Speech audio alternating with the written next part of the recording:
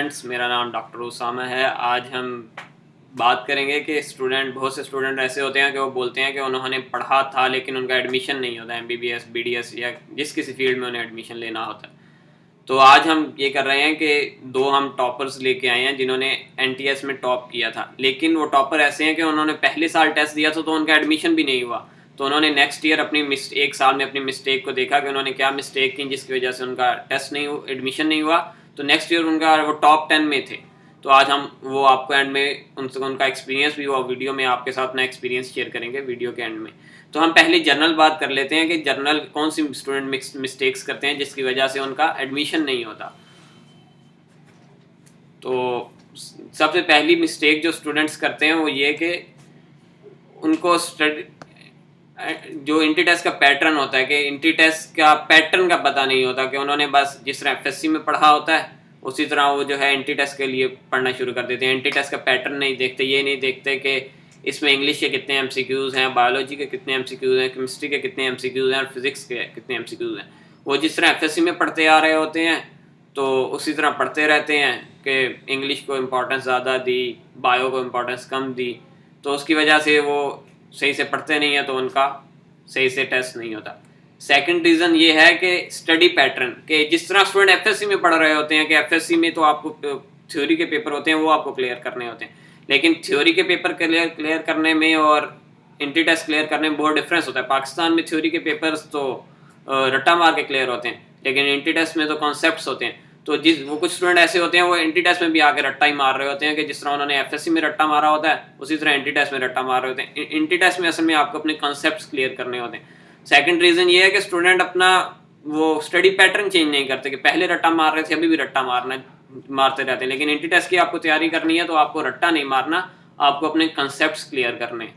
जो third reason होती है कि स्टूडेंट्स अपने वीक पॉइंट्स पे नहीं फोकस करता, कि स्टूडेंट को पहले 2-3 चैप्टर अच्छे आते होते हैं या बायोलॉजी स्टूडेंट की बहुत अच्छी होती है, उसके एमसीक्यूज वो हमेशा ठीक करता है, तो उसके 100 एमसीक्यूज करता है, 100 में से 60 एमसीक्यूज उसके होते हैं बायोलॉजी के अगर होते हैं, या 50 एमसीक्यूज अगर बायोलॉजी के होते हैं वो 50 बायो के ठीक कर लेता है, तो 10 तो दूसरों के ठीक कर लेता है। वो कहता है हाँ मेरे तो 70 ठीक हो रहे हैं, बड़ा खुश होता है, लेकिन वो अपने फोकस नहीं करता, हालांकि उसकी केमिस्ट्री बिल्कुल वीक होती है, फिजिक्स बिल्कुल वीक होती है।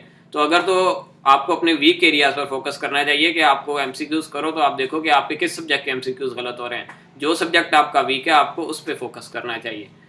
फोर्थ जो रीज़न है कि स्टूडेंट जो है वो क्वेश्चंस की प्रैक्टिस नहीं करते, कि वो पढ़ तो लेते हैं सारा कुछ लेकिन उनको एमसीक्यूज सॉल्व नहीं करना आते। पहले कैलकुलेटर एफएससी में कैलकुलेटर यूज़ किया होता है, लेकिन अभी तो हैंड से कैलकुलेशंस करनी होती हैं, आपको बाय कैलकुलेटर यूज़ करना वो अलाउ नहीं होता। तो अक्सर स्टूडेंट कैलकुलेशन नहीं करने आती, वो इस वजह से नहीं आती कि उन्होंने कभी एमसीक्यूज नहीं किए होते, तो आप प्रैक्टिस नहीं करते। इसका आप प्रैक्टिस करें। और सब बड़ी बात यह कि अक्सर स्टूडेंट जाते हैं तो बोलते हैं कि हम इंटी टेस्ट में कंफ्यूज हो गए, तो जब टेस्ट सेंटर पे गए तो उसका हल ये होता है कि हर एक शहर में सेल्फ असेसमेंट टेस्ट होते हैं, वो आप सेल्फ असेसमेंट टेस्ट दें, क्योंकि सेल्फ असेसमेंट टेस्ट में वैसा इन्वायरमेंट होता है जैसा आपको एमकैट में होता है। जो गलतियाँ आपको यूएचएस के या एनटीएस के एमकैट में करेंगे या पीएमसी के एमकैट में करनी होती हैं वो फिर आप सेल्फ असेसमेंट टेस्ट में कर लेते हो, तो फिर आपकी वो गलतियाँ नहीं होती। तो प्रैक्टिस लाजमी करें एमसीक्यूज की। और लैक ऑफ परजर्वेंस, मतलब कि स्टूडेंट जो हैं वो पढ़ने में इतने वो नहीं होते कि कंसिस्टेंट नहीं होते। तो 1 घंटा पढ़ा दिन में, एक दिन 8 घंटे पढ़ लिया, अगले दिन 1 घंटा पढ़ा, तो कंसिस्टेंसी लाजमी है कि आप डेली पढ़ो, भले थोड़ी देर पढ़ो लेकिन डेली पढ़ो। तो कंसिस्टेंसी लाजमी है, एंटी टेस्ट की प्रिपरेशन के लिए कंसिस्टेंसी लाजमी है। और कुछ अदर फैक्टर हैं, वो ये कि कुछ स्टूडेंट ये होता है कि वो फेलियर को और पहले ही एक्सेप्ट कर लेते हैं कि हम तो पास कर ही नहीं सकते। बस वो मेरा दोस्त होता था तो उसने एकेडमी में एडमिशन ले लिया, तो मैंने पूछा एकेडमी में एडमिशन क्यों लिया, उसने कहा कि बस अब्बू को लगे कि बस मैं इंटी टेस्ट की तैयारी कर रहा हूँ, हालांकि उसे पता, वो कहता है मुझे कंफर्म है कि मेरा एडमिशन नहीं होगा, कि उसे पहले ही वो मान लिया था कि उसका एडमिशन नहीं होगा, इसलिए उसका नहीं हुआ।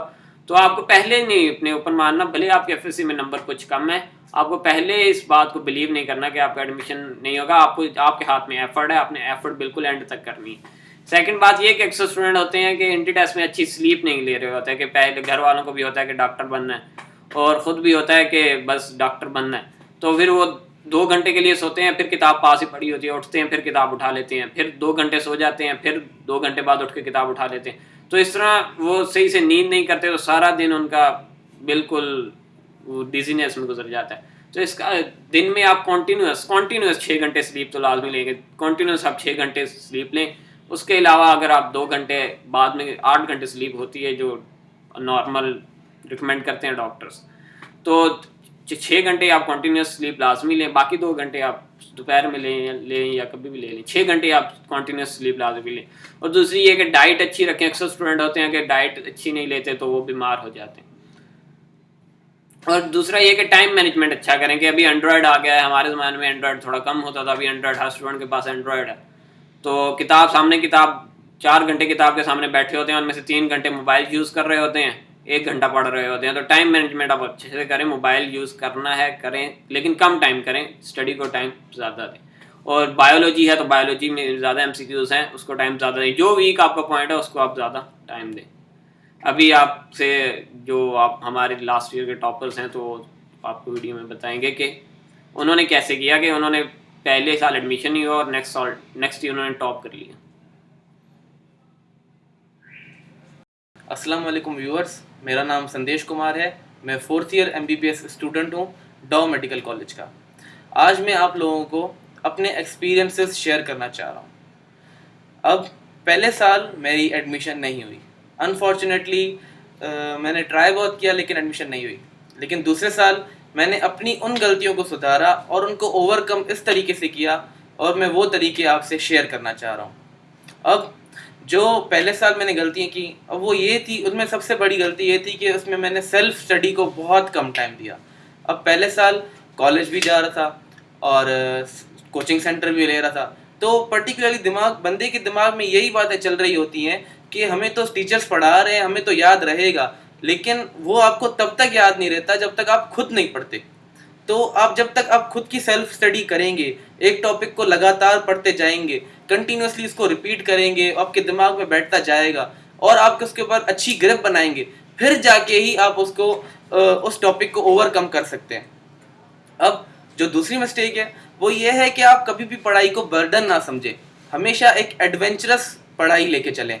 अब वो ऐसे कि आप कोई एक सब्जेक्ट पढ़ रहे हैं, बायोलॉजी, आपने 1 घंटे का टाइम दिया है, आप उसको कंटिन्यूसली पढ़ते जा रहे हैं, रीड करते जा रहे हैं, आपने 1 घंटा पढ़ लिया, अब आपको बेचैनी सी हो रही है, आप बोर हो रहे हैं, तो आप ऐसा करें कि बायो छोड़ दें, फिजिक्स उठा लें। अब अपना टाइम भी वेस्ट ना करें और पढ़ाई को भी एज एडवेंचर लेके चलें। जैसे आपको फिर बायो भी कवर हो जाएगा, फिजिक्स भी कवर हो जाएगा और इसके साथ साथ केमिस्ट्री भी कवर हो जाएगा। अब जो तीसरा पॉइंट है, वो तीसरा पॉइंट ये है कि आप कभी भी अपने ऊपर स्ट्रेस ना लेकर आए। आप हमेशा MCQ सॉल्व करते जाएं, अपने आप को चैलेंजेस देते जाएं। जैसे ही आपने कोई पर्टिकुलर टॉपिक कवर कर लिया, अब टॉपिक कवर करने के बाद उसके अगर आप MCQs कर लेंगे और उसमें MCQs में जैसे 50 MCQs हैं, उसमें से अगर आपने 30 भी कर लिए तो आपको पता है कि आप सेकंड अटेम्प्ट में 50 कर लेंगे। तो अगर आपने 30 कर लिए तो आपका चैलेंज एक्सेप्ट हो गया और आपको एक कॉन्फिडेंस आ जाएगा कि अब मैं ये टॉपिक कर सकता हूँ। यकीनन जाहिर सी बात है कि हो सकता है कि उस टॉपिक में से टेस्ट में से क्वेश्चंस ना आए, लेकिन आपकी ग्रिप इतनी स्ट्रांग होगी और आपके एडवेंचरस स्टडी इतनी अच्छी होगी कि आपको फिर दूसरे टॉपिक्स करने में भी मजा आएगा और फिर इवेंचुअली ऐसा होगा कि 10 में से 8 टॉपिक्स तो लगेंगे ही लगेंगे टेस्ट में। और सबसे बड़ी बात मैं आपको ये बोलना चाहूँगा कि जो लास्ट मंथ होता है प्रिपरेशन का, जिसे 5 मंथ्स की प्रिपरेशन है, उसके बाद जो लास्ट मंथ है प्रिपरेशन का, जो 5th मंथ आ जाता है, उसके अंदर आपको 2 पॉइंट्स को लेके चलना है। एक वीक पॉइंट, सबसे लोएस्ट वीक पॉइंट, और एक स्ट्रॉन्ग पॉइंट। स्ट्रॉन्ग पॉइंट में वो टॉपिक्स आ जाएंगे जिन पर आपकी ग्रिप अच्छी है, चाहे वो तीनों सब्जेक्ट्स हो जाए, एक सब्जेक्ट हो जाए, 2 सब्जेक्ट हो जाए, जिनकी आपके ऊपर ग्रिप अच्छी है। और वीक पॉइंट्स के अंदर वो जिनकी आपके ऊपर ग्रिप अच्छी नहीं है। तो अब आप उस 1 महीने को ऐसे डिवाइड करें कि जो वीक पॉइंट है उसमें ज़्यादा से ज़्यादा टाइम दें, लेकिन जो स्ट्रॉन्ग पॉइंट है उसको भी टाइम दें, उसको छोड़ें नहीं, क्योंकि हो सकता है कि वो 1 महीने छोड़ने पर आप वो भूल जाएं। तो आप उसको ऐसे डिवाइड करें कि शुरुआत के 5 दिन आप वीक पॉइंट्स को दें, लेकिन फिर उसके बाद आप 2 दिन स्ट्रॉन्ग वाले पॉइंट्स को दें। तो आप ऐसे अपना टाइम कवर कर सकते हैं। और उम्मीद है कि आपको ये सारे पॉइंट्स अच्छे लगे होंगे और इंशाल्लाह आपकी इस साल एडमिशन हो ही जाएगी। अल्लाह हाफिज़। अस्सलाम वालेकुम, मेरा नाम अमीर हसन सहतो है। मैं मेडिकल कॉलेज का स्टूडेंट हूँ, 4th ईयर MBBS में पढ़ता हूँ। आज मैं आपको ये बताना चाह रहा हूँ कि जो मेरा पहले साल एडमिशन नहीं हुआ था और मैं अपना एक्सपीरियंस शेयर करूँगा कि मेरा दूसरे साल एडमिशन कैसे हुआ और मैंने अब जो गलतियाँ की थी पहले साल उसको ओवरकम कैसे किया। तो मेरी जो 3 जो बड़ी मिस्टेक्स थी वो मैंने ओवरकम की। जो नंबर पहले पे है जो एमसीक्यूज़ की प्रैक्टिस है वो मैंने बहुत कम की थी पहले साल। और दूसरी जो ये है कि मैंने जो एफएससी की मार्क्स होती हैं बोर्ड्स की वो भी बहुत मेरी कम थी, तो इस वजह से भी मैंने पैनिक किया। और तीसरी जो है कि वैसे ही पैनिक होता है क्योंकि सीट्स कम होती हैं तो एमबीबीएस में, तो उस हिसाब से पैनिक ज़्यादा था, लोगों की वजह से स्ट्रेस हो जाता, तो इसलिए मैंने पैनिक किया ज़्यादा। इन तीनों को मैंने ओवरकम इससे किया कि एमसीक्यू पहले आते हैं एमसीक्यूज़ की प्रैक्टिस मैंने बढ़ाई। और पहले मैं रेगुलर नहीं करता था, 1 महीने करता था रेगुलरली, तो फिर उसके बाद 1 हफ़्ता या 2 हफ़्ते फिर छोड़ देता था। उस हिसाब से फिर मेरी अच्छी प्रैक्टिस नहीं हो पा रही थी, तो फिर अगले साल मैंने ऐसे किया कि रेगुलरली 8-10 घंटे या 12 घंटे जितना भी टाइम मिलता था मैं रेगुलर ही पढ़ता था। बीच में मतलब गैप नहीं आ रहा था। पहले साल गैप आ रहा था तो दूसरे साल गैप नहीं आ रहा था। और दूसरी जो पैनिक जिस वजह से मैं पैनिक हुआ वो थी एफएससी की मार्क्स। उसके बाद मैंने ये सोचा कि एफएससी की मार्क्स भी मैंने पेपर सारे इम्प्रूव किए, तो मेरी एफएससी की भी अच्छा, वो भी पैनिक मेरा थोड़ा कम हो गया, एफएससी की मार्क्स भी मेरे अच्छे हो गए। और जो तीसरी जो बात है वो जो पैनिक था सीट्स का, वो तो आहिस्ता आहिस्ता मैंने कुछ मोटिवेशनल ये वो कहीं से मिली ये और किसी सीनियर से पूछा तो उस हिसाब से मेरी कम हो गई।